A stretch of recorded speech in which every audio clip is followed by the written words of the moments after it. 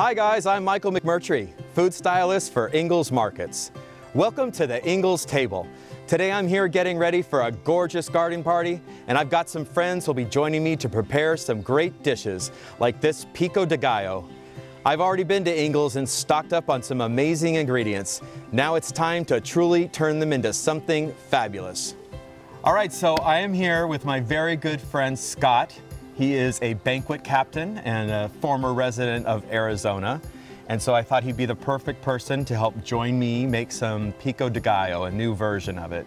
So we put our heads together and we came up with this. So how are you doing today? Good. Good. Thanks for having me. The first thing I like to do is get a bowl and put some lime juice in. This is the juice of one lime.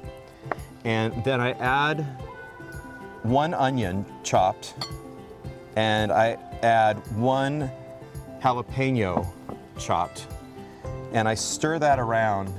And what that does is the lime juice sort of takes some of that bite out of the onion, so it's not so aggressive when you're eating the Pico de Gallo. So just let that sit over here and then continue on with the rest of the meal, or the dish.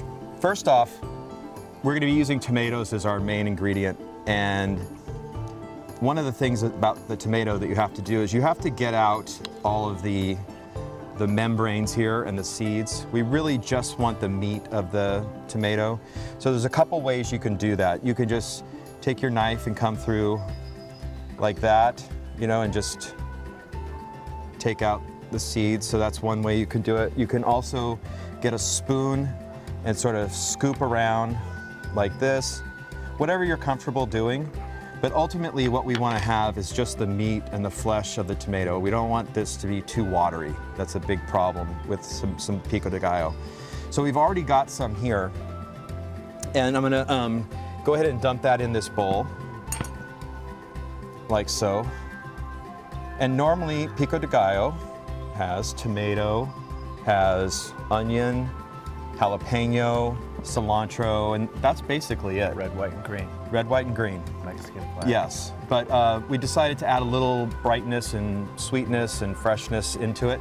And so we're gonna go ahead and add that cilantro. But in addition, we're gonna add a cup of chopped pineapple. And we picked up this pineapple at Ingles in the produce department. They've already got it cored, so it makes it super easy to cut up. It's great. This is some fresh corn that we got. It's just coming out in the season right now. We add that. And then we decided to add some avocado as well for some creaminess, and I mean, who doesn't like avocado?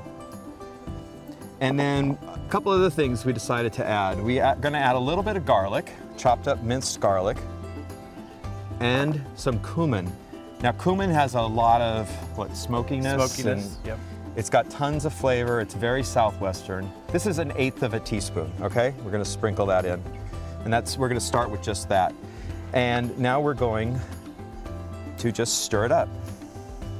So we get that all incorporated, and then we're gonna add the onions and jalapenos that had just been sitting for a little while.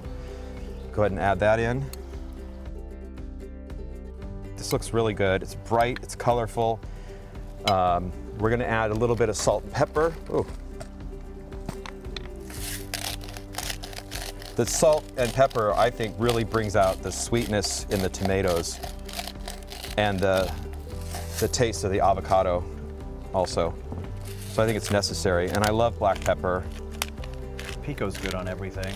Yeah. Grilled tuna steaks, great on grilled tuna steaks. It doesn't just have to be a dip, that's right.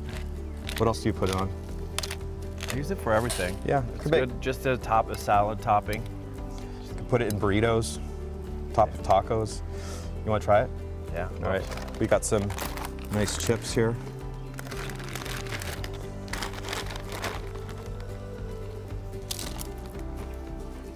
All right, that's so good with the creaminess of the avocado and the sweetness of the pineapple.